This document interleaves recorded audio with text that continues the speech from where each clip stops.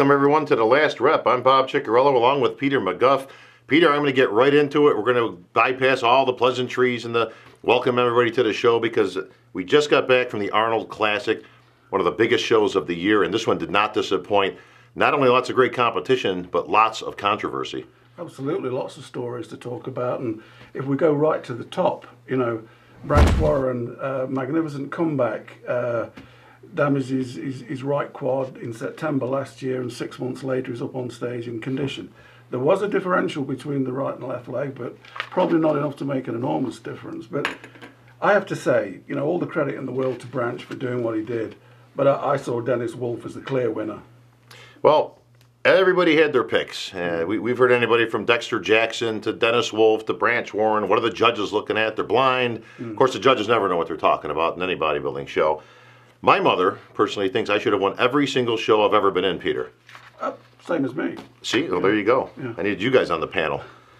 Peter, I want to get right into it. I want to start kind of at the top down this time because we've got so much to talk about and cover at the top. I don't think it surprised anybody that it was Branch versus Wolf, a complete repeat of last year. We talked about that last show that we had, and I actually have the very paper, Peter, that we had last week just to go through my picks, of course, which were almost spot on. Right. And we'll get into that in a minute. But we kind of had a repeat of last year minus Victor Martinez, as we talked about. But the bottom line is I think the biggest thing was wondering if Branch Warren would be able to get back to that conditioning he had last year with that leg injury. He answered all the critics on that one. Not only back, but maybe the best Branch Warren I've seen. Now, how that matches up, that's where it gets interesting. Absolutely. I would sort of pick you up there. I'd say the best Branch ever looked was the 2009 Olympia when he was second. He was drier and harder. He was still a little bit mushy to me. Better than last year, which, given his leg, you would have thought that Sure. the opposite would have been true. But he didn't have the crispness and the just the sheer shape and lines that Wolf had. I thought that it was a pretty clear victory for Dennis Wolf. If you look at the poses, front double biceps, rear lat spread, I sort of had Branch winning maybe side chest and maybe abs and thighs. It was even Steven, but most of the other shots I saw Dennis as the clear winner. Well, let's get one thing out of the way right now. All eyes, including the judge's eyes, were on Branch's leg. That's his right leg that he injured. Yeah. Was it noticeable and smaller than the other one? Yes, it was. You could definitely see a little bit of a difference in the sweep. From the back, you couldn't tell anything, No. and that makes all the sense in the world because of the nature of the injury. Yeah. Was it enough to take away from his physique? I don't think so. It wasn't that noticeable. Yes, you could. And if in a given day, if he didn't have the injury, I'm not so sure anybody notices anything. I think it's just because you were drawn there, and of course everybody was just going to pick it out, and try to see a discrepancy. So that we're going to take right off the bat. Now you get into the proverbial apples and oranges. Dennis Wolf versus Branch Warren is very difficult to judge because they are two completely different physiques. Dennis Wolf, almost 6'1". Branch Warren, 5'6" on a good day, maybe 5'7". I'll give Branch 5'7".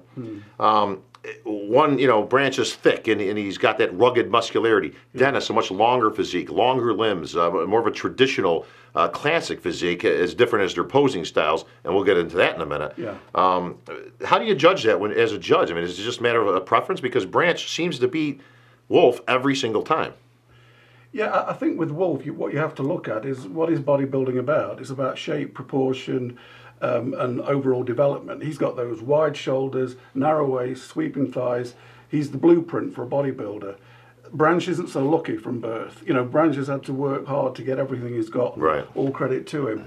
But still, I would give the advantage to the guy who's got the best physique, in terms of shape, head to toe. He's got the X-frame. And yeah, that's parcel of what he was born with, and that's looks there, but looks in every sport. It certainly is in bodybuilding. If you're born with, wide hips and narrow shoulders, it's not the real sport you want to get into. No, it doesn't really put you in a good position when it comes to the genetics. Yeah. One guy that did have great genetics was Evan Senapani, one of the young guns coming up. Yeah. Evan was in this show last year, a very impressive 4th place in his first outing. But everybody was looking for improvements on Evan Senapani. And he didn't disappoint, Peter. I thought he did make improvements. He was a little bit thicker in the upper body, legs still excellent. where he fell short, I think, was that he just needs more time in the gym, and he doesn't have a whole lot of stage time. I mean, he's only competed 4 times as a professional. Right. He's kind of picked and chosen his shows, which we talked about last week. Yeah. I think is very smart from a business standpoint. Now, I don't know if being smart in business necessarily translates to being smart on stage. Yeah, I think we maybe were looking for something a bit more from Evan. He's made some physical improvements. I think where he didn't hit it was in condition. He wasn't 100% on. It's wrong to say he's off, right, but he wasn't as dry as a bone. In fact, most of the guys had conditioning problems of one sort or another, with the exception of one guy who we'll come to later on. Well, that's for sure. But those 3 were kind of brought out immediately and compared. Is it fair to say that Evan was kind of a happy medium between Branch and Wolf? He's a little bit shorter than Wolf, obviously taller than Branch. He's got good muscularity. He's also got nice classic lines. So why doesn't Evan win this show?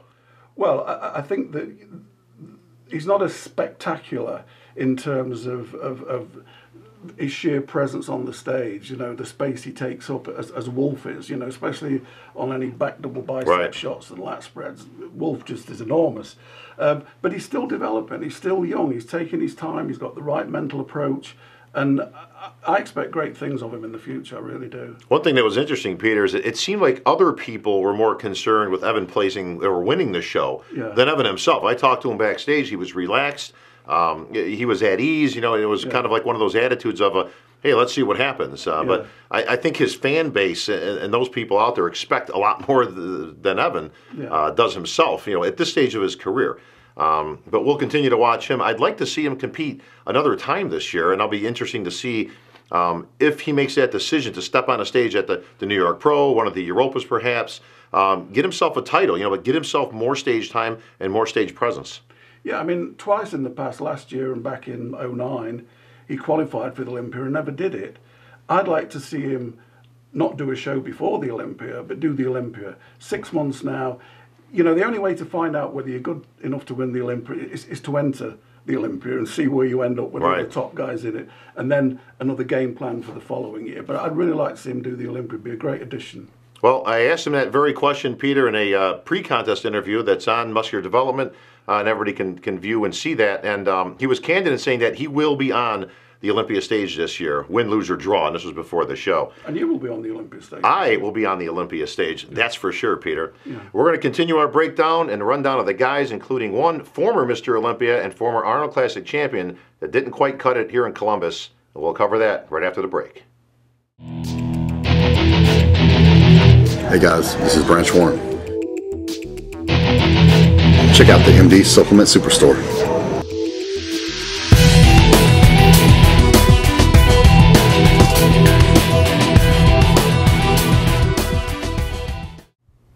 And we're back, Peter. When we left before the break, we were going down our breakdown. I mentioned a certain someone, a former champion, a former Mr. Olympia. And we're going to get to him in just a second. But just as big a story unfolded was the guy who ends up in 4th place, and that's the Pac-Man, Ben Pakulski. 10th place on that very stage last year, moves all the way up into 4th. I thought he looked spectacular at the show. Maybe the best conditioning of anybody in that top 5. I think you're right. If they'd have given a prize for best conditioning overall, he would have won it. And he's made tremendous improvements. He's sharpened up from the Flex Pro. I thought actually last year, every show I saw him in, 10th at the Arnold, I thought he could have got 7th or 8th. I've always seen him 2 or 3 places higher. And there's always been this holdout against him. Well, he's all legs and nothing else. But he brought everything up. And I know he's working with Chad Nichols now, and that seems to be a good match because he's never looked as good as that. And I think, forget about the legs being too big. It never did Tom Platz any harm. That's right. Anybody says to me, I'm not trading legs because I don't want to get on with it. If you've got a great body part, keep going. And it's not that the legs are too big, Peter. It's that the upper body's not big enough. That's right. But he did, as you said, he did make great strides this year in bringing that tremendous upper body up to match those legs. Yeah. It's the back that's kept him back, no pun intended. And it's come up, somewhat, but it still needs to be a lot bigger to contend with these guys. When they turned around, it was over for Ben in terms of moving up anymore. But he's got to, he has to be the most excited guy short of Branch Warren at this show. Yeah, and it's a spectacular looking physique, and it's freaky. It's sort of bits and pieces Sure. here, hanging hamstrings from the side. Best legs in the show. You would never have thought that in a show with Branch Warren. Right. That somebody else would have the best legs, and we're talking hams, quads, calves, the whole deal. You know, I got to be honest, Peter, and I don't take anything away from Branch Warren, and we'll get into him a little bit later in the program. But Branch also won the most muscular award. I personally thought that could have gone to Ben Pekulski. Absolutely. There was more pure muscle on that frame than there was on Branch's, and it was more conditioned and round and full. Well, another award that went out, and this was another point of contention, is I actually talked and interviewed Dennis Wolf at the Expo.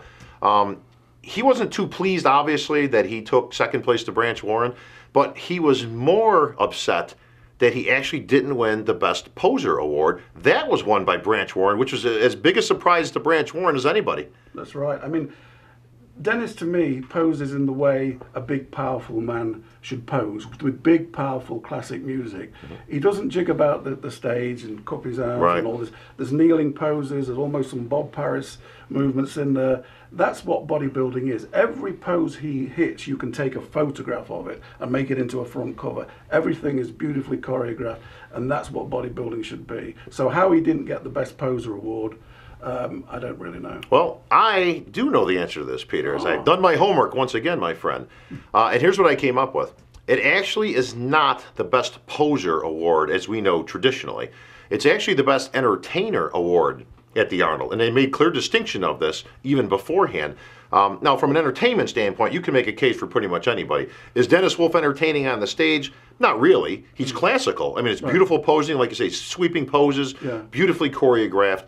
But if we're looking for pure entertainment, now we didn't have a Melvin Anthony in this show, or Durham Charles or any of the greats of posing when it comes to entertaining the crowd. So really it just came down to preponderance of, who they thought might win it. Personally, I would have still given it to Wolf. Right. Just because I love that classical posing, old school style. But that ended up going to Branch. But Dennis was more upset about that than placing second.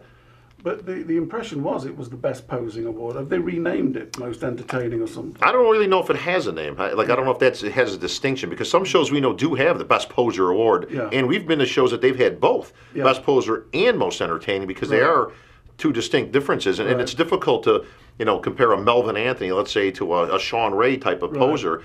To me, that's like comparing 50 Cent to Frank Sinatra. You just can't do it, Peter. Who's 50 Cent? Exactly.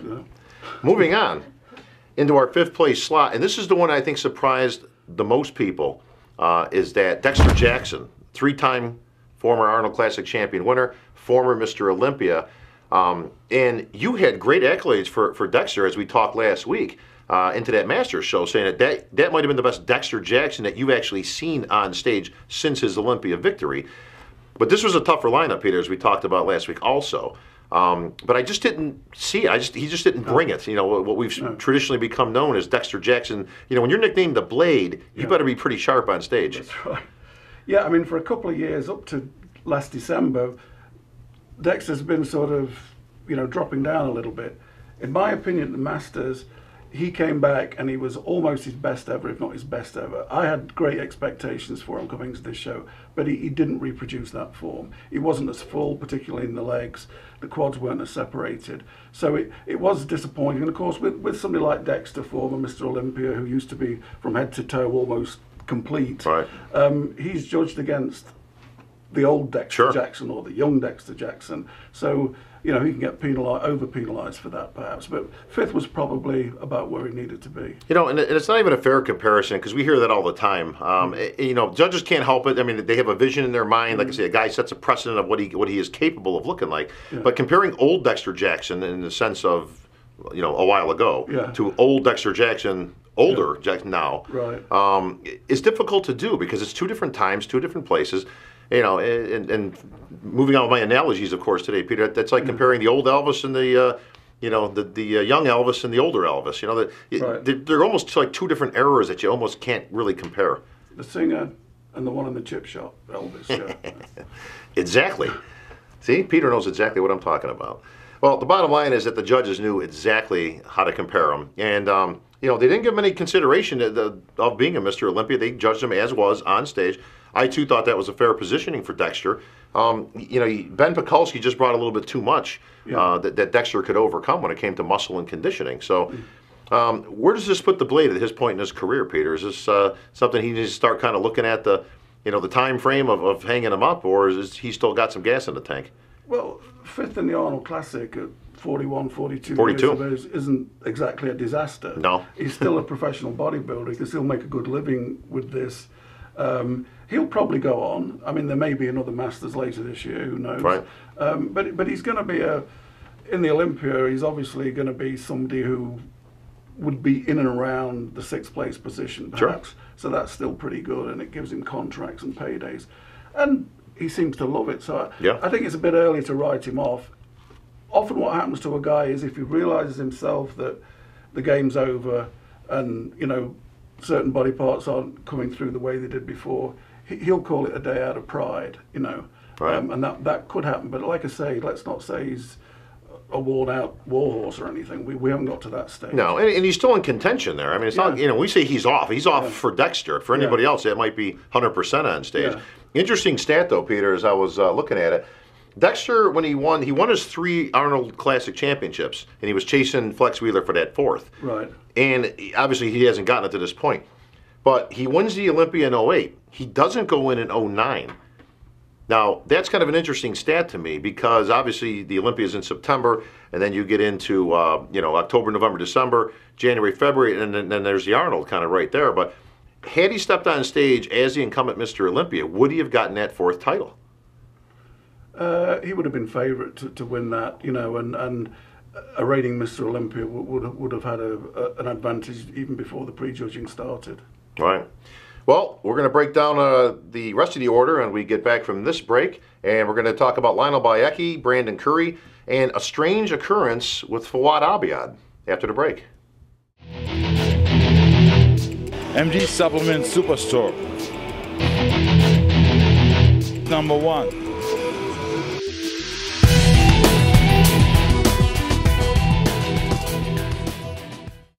And welcome back from the break. Bob Cicherillo along with Peter McGough. Peter, when we last left, we were breaking down the guys, obviously the top 5. I don't think there's a lot of real surprise there, other than Ben Pekulski, of course, who Right. I don't think anybody saw coming up and being that good. Yeah. And I really think he is a future guy that could be a top 3 in the Olympia. That's a guy I see. Now, we talk about what do you need to beat a Phil Heath. Now, again, we're talking a couple years down the road here still, but you can't out pretty Phil. No. But you can out-freak Phil, and I think that's what it might come down to in a couple of years. And we'll, of course, hope that unfolds because that's just good competition to me. But can the freak factor, like a Dorian type of a physique, beat a Flex Wheeler? And we've seen how that unfolded. Yeah. With Ben, I mean, the conundrum from him is going to be, it's all about the back. The back has to come up. Now, does he need to take a year off free of contest to get that back to where it should be, or does he? Keep going this year? Will he say, okay, let me get that back and then come in, say, to next year's Flex Pro? He's still young enough. I mean, these days, we used to have bodybuilders jumping in the early 20s. It's not happening now. It's usually 30 before there's any maturity kicks in. If I was, in Ben's court, if I'm coaching him along the way, I got to get this guy a title this year. I got to see him in Toronto. I got to see him at the Europa. And pick a Europa. Pick a Dallas Europa. The biggest one, but arguably one that he could win. He can win one of those shows. Oh yeah. And a little bit of money ain't going to hurt you certainly, but I think a title would do such a whirl of confidence.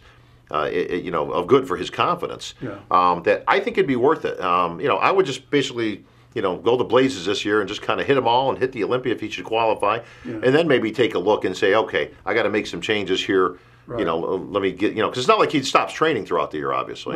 No. I mean, the thing is, he beat everybody from the Flex Pro this time around. He could have won the Flex Pro if it had looked like that this time around and be qualified for the Olympia and have that pro win, as you say. And that's a great point, Peter, because had he looked like this, he would have beaten Lionel Bayeki, the next gentleman that we're going to talk about, at the Flex Pro, because Lionel, while he's got a great physique, but he showed exactly what we were talking about last week.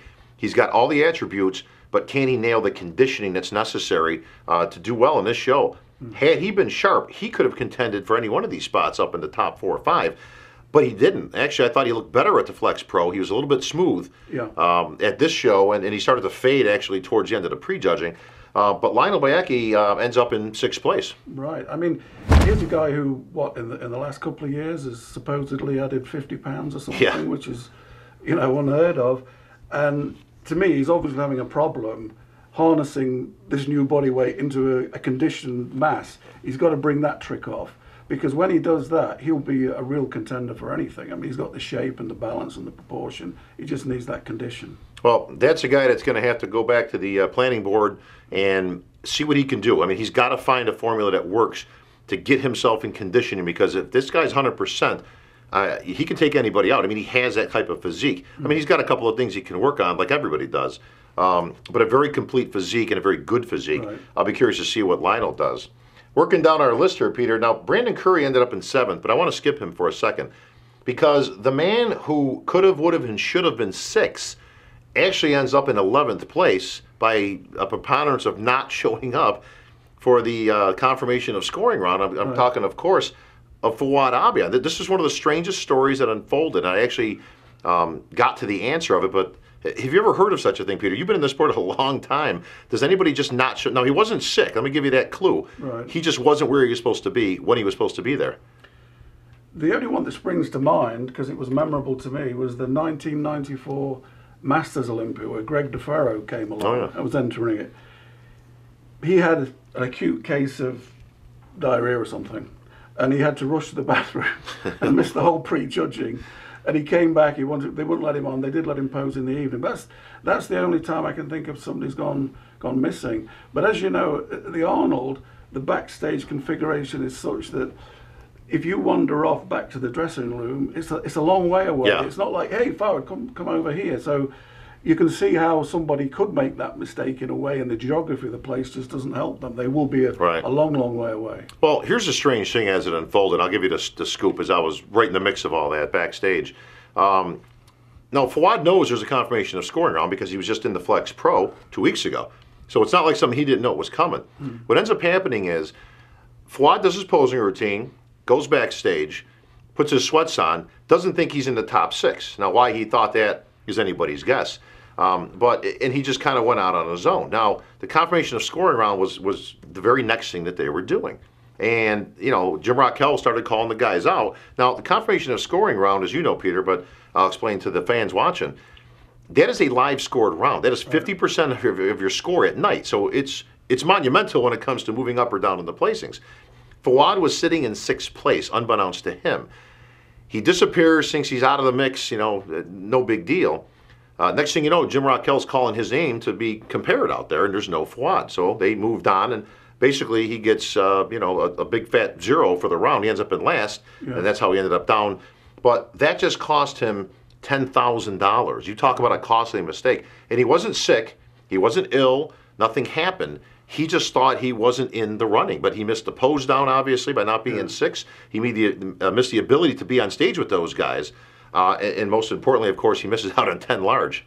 That's right, and it's a shame because he really has made improvements this year at the Flex Pro, and he deserved to be in 6 ahead of Lionel. Yeah. And then he would have been in front of that worldwide webcast audience. Yeah, that's Sponsors right. are looking. If there's one show you don't want to drop out of, it's the Arnold and the Olympics. Yeah, right. These are the biggies, and they're great showcases for your talents. Well, I tell you, a costly lesson in the least. And he did issue a statement online the other day that I did read, and he took full responsibility. I mean, there was no blame, there was no pointing of a finger. He wasn't crying foul. He just says, you know what, I just kind of blew it. Yeah. And it's a costly mistake, but one I'm going to learn from. And he really took the high road on that, which I was proud of him for doing. Good. And he says, you know what, I'll be back. So we'll see. We'll hope Fouad gets back on the stage. He's probably backstage now waiting for next year. He ain't going anywhere right now, I'll tell you that. But you know what, a class move from Fouad Abia, and we wish him the best with that. Let's move back because Brandon Curry ended up taking 7th place. No surprise to me. Actually, in our predictions, I had Brandon 6, which wasn't too far off, but he just doesn't have enough physique to compete with those big boys out there, Peter. That's right, especially on the lower body. And again, conditioning was lacking in the modern sense. It's a great-looking physique. It's a bit old school in some ways, isn't it? By that, I mean almost complimentary. He's got the shape and the balance. He does some funky poses. But I mean, he's a great guy. He's very laid back. He's lovely wife, 2 kids back there in Tennessee. I just wish he'd have a little bit of devil in him. It doesn't seem to sort of, right. This is my stage and I'm going to take control and I'm going to, right, you know, right. balls to the wall for the whole thing. You know, it doesn't come out of him. He's got to get that devil instinct. I agree. You know, Brandon has a great upper body. I mean, you know, an Olympia caliber. This is a guy who placed 8th in the Olympia this last year. Yeah. Anytime you're in the top 10, you're a contender and you have the goods. But like I say, does he have enough to beat these guys? You know, could he have moved up if he was in better conditioning, or is it purely just the lower half doesn't match the upper half thing, Peter? Yeah. Or is it both, in your opinion? Well, it's been a problem since he broke through in won his pro card back in 07 or something. He's done a few pro shows. It's always been, you need to bring the legs up, you know, and it hasn't happened in 3 or 4 years. He's still pretty young by today's standards. Under 30, yeah. But he's still clocking on. We used to talk about him as a 25-year-old. Now he's getting to 30. So if he's got to make some movement soon. All right, we're going to continue on, moving down the list, and we're going to be talking specifically about 212 guy, Eduardo Correa, and whether he should be going up against the big boys or taking a step back to the 212, and we'll cover that after the break. What's up? This is Cedric McMillan. Listen, get your ass down to the MD Supplement Superstore. Peace.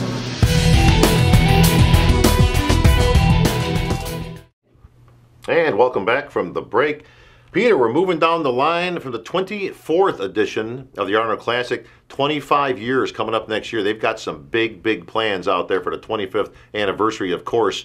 And another very special event that took place over the weekend was the unveiling of the Arnold statue right out in front of the Veterans Memorial. It's an 800-pound likeness of the King himself, doing that nice sweeping 3/4 back shot. Actually, it's an exact replica, Peter, of the awards, the trophy, of course, that they used for the Arnold. Boy, that was an unveiling. Yeah, I mean, Arnold was there and he unveiled it. The mayor was there, members of the city council, and of course he accepted it as much for his own self, as it were, but also as a token of what this event has done to the town's economy over. It's the biggest thing that ever happens in that town. 200,000 people through Columbus over that weekend. So yeah, it definitely, to say it stimulates the economy there is an understatement of all time. And major props to Jim Lorimer, his partner for many years now. They go back, Peter, as we talked about last week, all the way back to 1970 when he was putting on the Mr. World competition and flew Arnold in by private jet, and they did the famous handshake that we've always heard that story. And surviving, 40 years later, these guys are still at it. Jim Lorimer, 85 years old, still out there running and gunning the Arnold. Well, Jim's amazing. As you say, he's 85. And as you know, the day after the show, he'll be working on next year's event. And it's not unusual to get a phone call from Jim on a Sunday afternoon or something, because he's working 7 days a week. It's not a 9 to 5 job, and he's got so much energy for a guy that age. Well, I'll tell you what, they really put out a great show out there. The night show was spectacular, Peter. They had actually 2 different sets, one for the ladies on Friday and one for the men on Saturday, with the big pillars and a big, even a big, twice as big a statue of Arnold on stage than the one that's outside even. So quite impressive to say the least. But I'd be remiss, Peter, if I didn't mention a few more of the boys that were competing. Sean Roden, Flexitron out there. He's got a lot of likeness to Flex Wheeler. Is that a fair comparison? Not at this stage. I think that's actually putting too much pressure on them. People who make them comparisons maybe don't realise how good Flex is. Flex was in a class of his own for that aesthetic type of physique, So I think that's a lot of pressure to put on a guy who's just finding his way through. No question there. And again, I think people do have short memories when it comes to the greatness of Flex Wheeler, a man who won this show a record 4 times. Moving down the list in 9th place, Michael Kefalianos, always a good physique, but another guy that I look at and I think 212. He puts everything into it. He's a great guy. He always gets conditioned. He's got some freaky body shots, but structurally he's not the most blessed bodybuilder on the planet.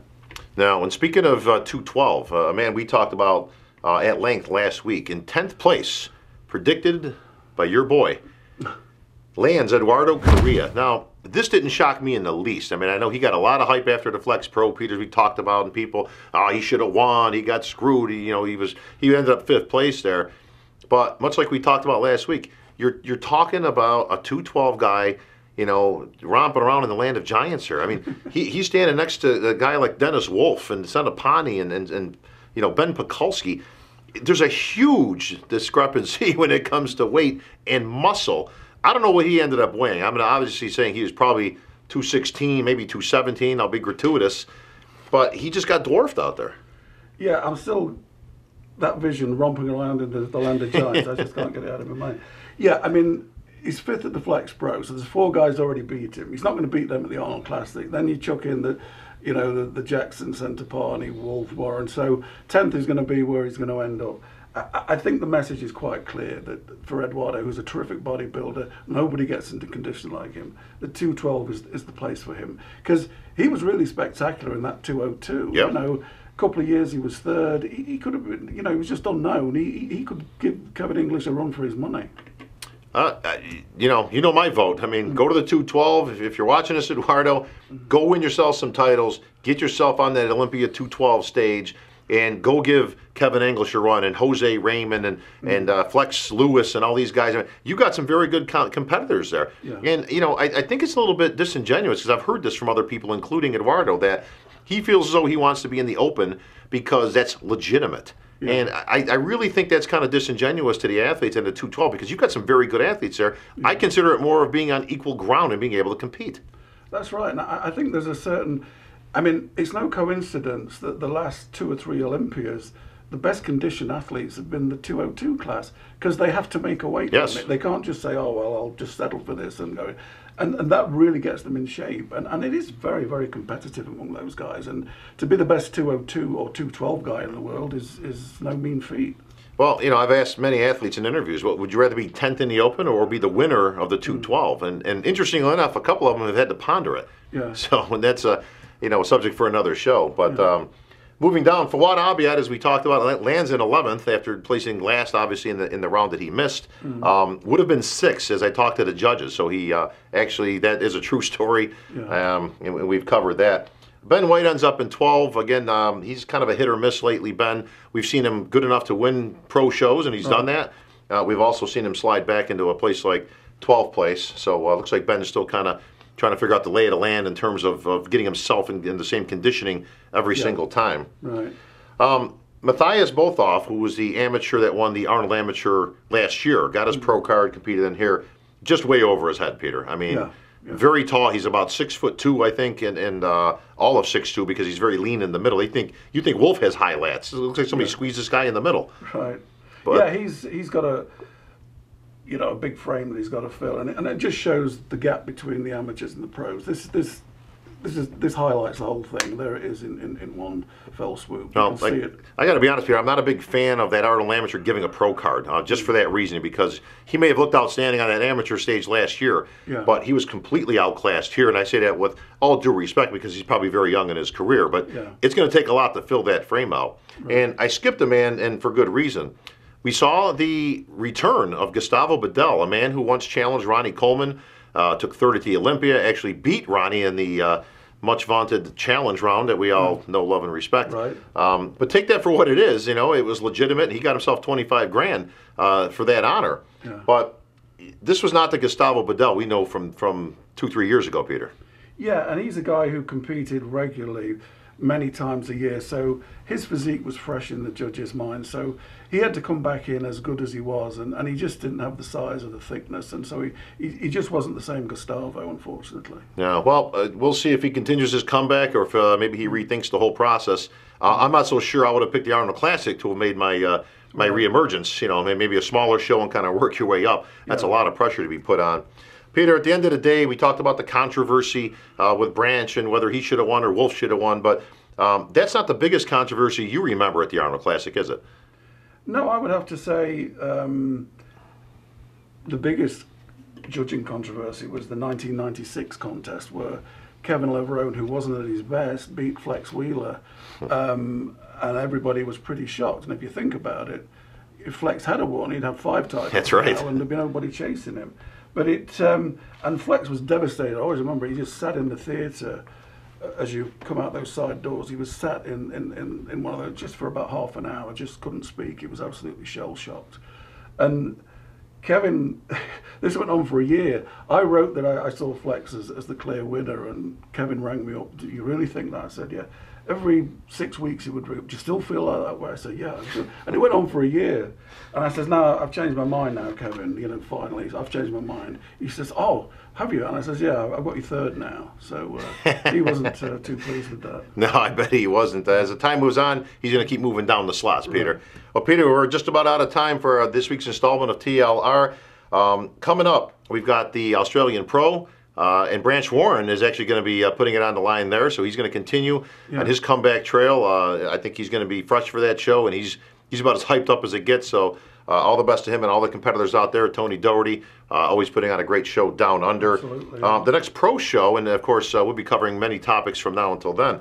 April 27th and 28th, Ed and Betty Pariso putting on the Europa Orlando. We'll be giving detail on that next week, but we're out of time for this week. So for Peter McGough, I'm Bob Cicherillo, and we'll see you soon.